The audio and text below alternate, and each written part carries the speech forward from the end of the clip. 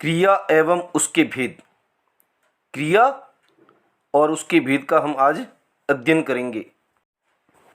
क्रिया को प्रमुख रूप से 3 आधार पर बांटा गया है: कर्म के आधार पर, संरचना के आधार पर और काल के आधार पर।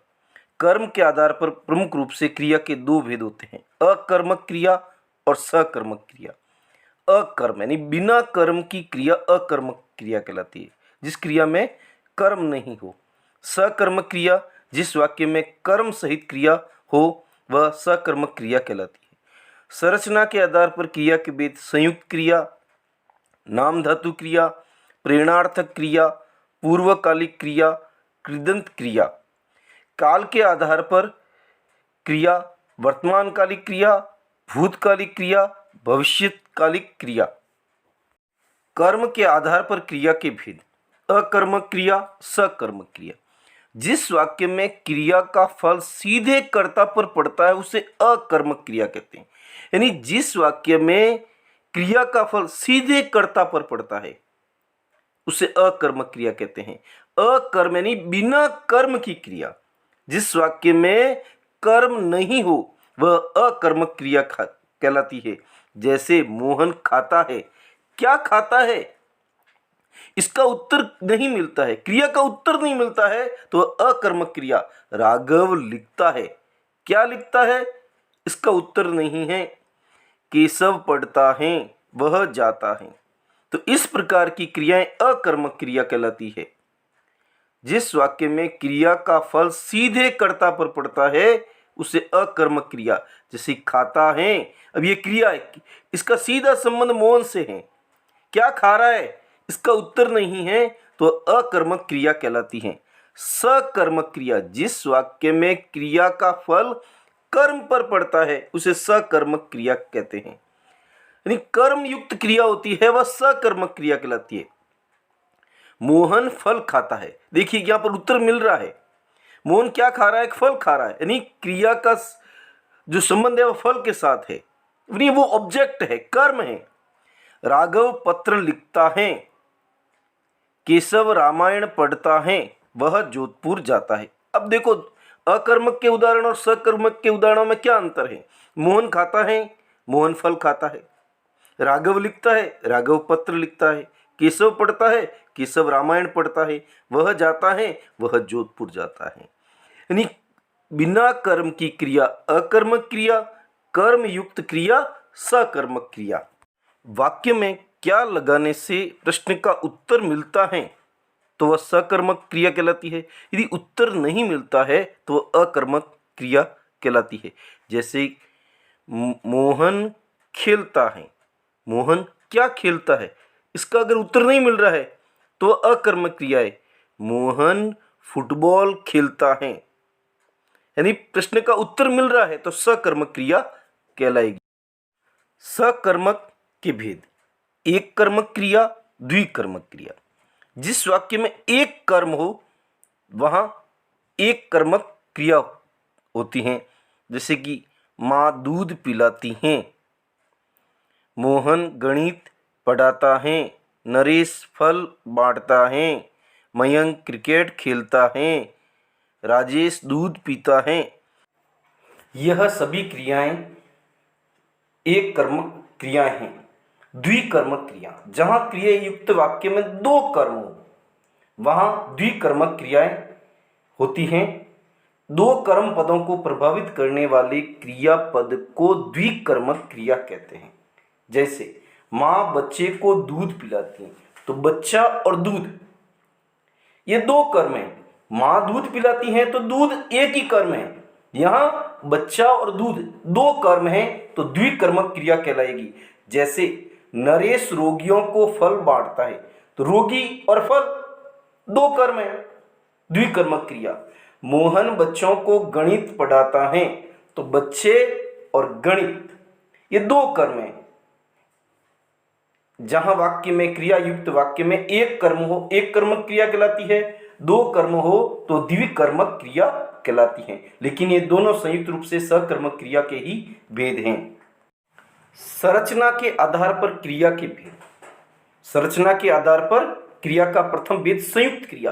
दो या दो से अधिक भिन्न अर्थ रखने वाली क्रियाओं का मेल होता है, उसे संयुक्त क्रिया कहते हैं। दो क्रियाओं के मिलने से जो क्रिया बनती है वह संयुक्त क्रिया कहलाती है।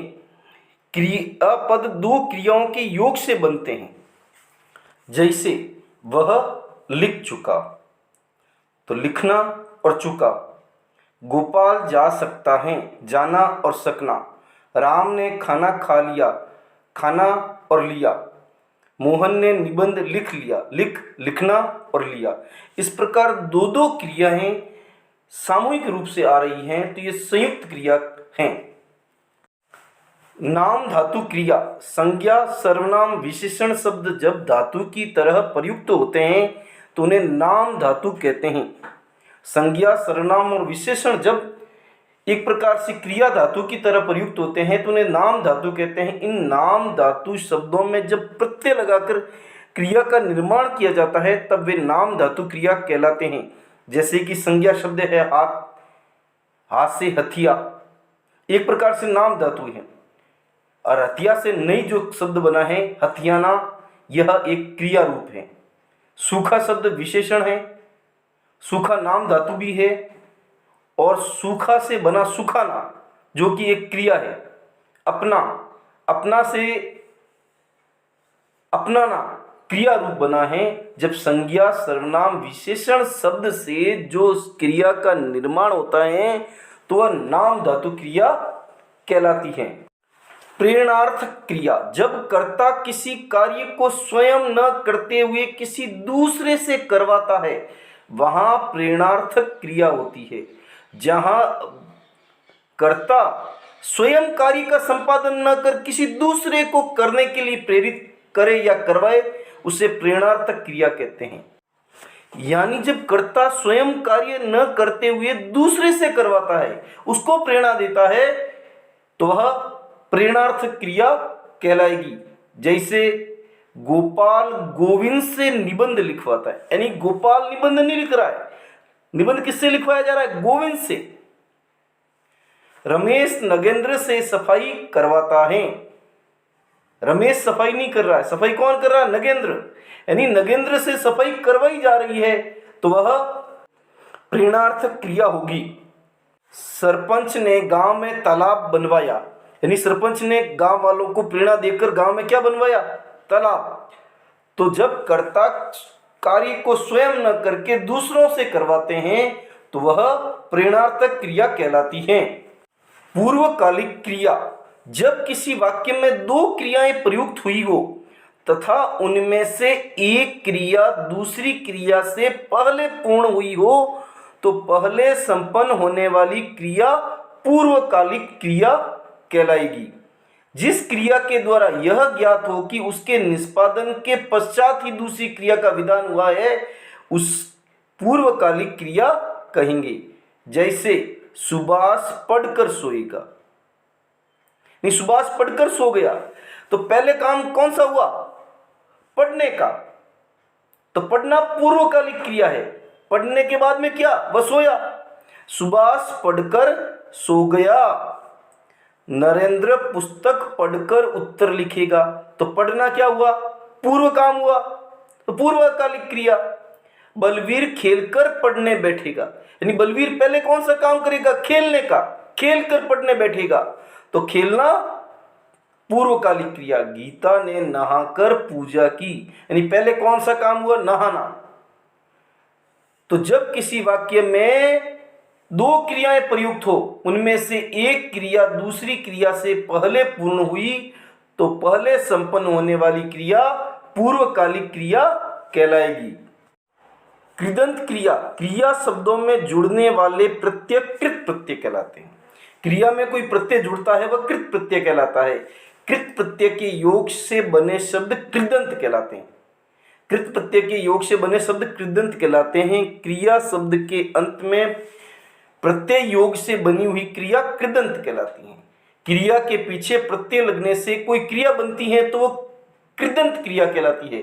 जैसे चल से चलना, चलता, चलकर, लिख से लिखना, लिखता, लिखकर। यानी क्रिया शब्द से जो प्रत्यय लगने से क्रिया बनती हैं वह कृदंत क्रिया कहलाती हैं। काल के आधार पर क्रिया के भेद: भूतकालिक क्रिया, वर्तमानकालिक क्रिया, भविष्यकालिक क्रिया। बीते समय में कार्य के संपन्न होने का बोध होता है उसे भूतकालिक, जिस क्रिया से ऐसा पता चलता है कि कार्य पूरा हो गया है। राम जोधपुर गया, यानी राम के जोधपुर जाने का काम पूरा हो गया, तो वो भूतकालिक क्रिया है। उसने बहुत सुंदर गीत गाया, यानी काम पूरा हो गया। तो बीते समय में कार्य के संपन्न होने का बोध जिस क्रिया से होता है वह भूतकालिक क्रिया होती हैं। जैसे कि राम ने खाना खाया, पढ़ा, लिखा, नाचा, हंसा, रोया, ये सभी भूतकालिक क्रियाएं कहलाती हैं। वर्तमानकालिक क्रिया, इसमें वर्तमान समय में कार्य के संपन्न होने का बोध होता है उसे वर्तमानकालिक क्रिया कहते हैं। जिस क्रिया में वर्तमान कार्य चल रहा है, कार्य हो रहा है, इसका ज्ञान होता है तो वह वर्तमानकालिक क्रिया कहलाती है। गीता हॉकी खेल रही है, यानी गीता के हॉकी खेलने का कार्य चल रहा है। विमल पुस्तक पढ़ रहा है, तो ये क्रियाएं वर्तमानकालिक क्रियाएं कहलाएगी। भविष्य काल, नहीं, भविष्य से जिसका सीधा शब्द से सीधा स्पष्ट होता है जो काम अब होगा, आने वाले समय में कार्य के संपन्न होने का बोध होता है उसे भविष्यकालिक क्रिया कहते हैं। जिस क्रिया से ऐसा पता चलता है कि यह कार्य भविष्य में संपन्न होगा। जैसे कि राम जयपुर जाएगा, राम जयपुर गया नहीं है, जाएगा, भविष्य में काम अब होगा, तो भविष्यकालिक क्रिया कहलाती है। गीता पत्र लिखेगी, जाएगा, नाचेगा, हंसेगा, रोएगा, दौड़ेगा, पढ़ेगा, लिखेगा, जिसमें गा लगता है वह सभी क्रियाएं भविष्यकालिक क्रियाएं हैं। बोध प्रश्न: कर्म के आधार पर क्रिया के कितने भेद हैं? 2 भेद, अकर्मक क्रिया, सकर्मक क्रिया। सकर्मक क्रिया के अंतर्गत भी एक कर्मक क्रिया, द्विकर्मक क्रिया है। यानी कर्म के आधार पर क्रिया के 2 भेद होते हैं, अकर्मक क्रिया, सकर्मक क्रिया। संरचना के आधार पर क्रिया के कितने भेद हैं? प्रमुख रूप से 5 भेद: संयुक्त क्रिया, नाम धातु क्रिया, प्रेरणार्थक क्रिया, पूर्वकालिक क्रिया, कृदंत क्रिया। ये संरचना के आधार पर क्रिया के भेद हैं। जिस क्रिया में कर्म नहीं हो वह कौन सी क्रिया कहलाएगी? अकर्मक क्रिया, यानी बिना कर्म की क्रिया अकर्मक क्रिया। जिस क्रिया में क्रिया का फल सीधा कर्ता पर पड़ता है, जहां पर कर्ता कार्य स्वयं न करके दूसरों से करवाता है, वहां कौन सी क्रिया होगी? प्रेरणार्थक क्रिया, प्रेरणा द्वारा कार्य करवाना। जब 2 या 2 से अधिक क्रिया का मेल होता है तो उसे कौन सी क्रिया कहते हैं? संयुक्त क्रिया। जब 2 या 2 से अधिक भिन्न अर्थ रखने वाली क्रियाओं का मेल होता है तो उसे संयुक्त क्रिया कहते हैं। गृह कार्य, कर्म के आधार पर क्रिया के कितने भेद हैं? नाम लिखिए। संरचना के आधार पर क्रिया के कितने भेद हैं? नाम लिखिए। काल के आधार पर क्रिया के कितने भेद हैं? नाम लिखिए।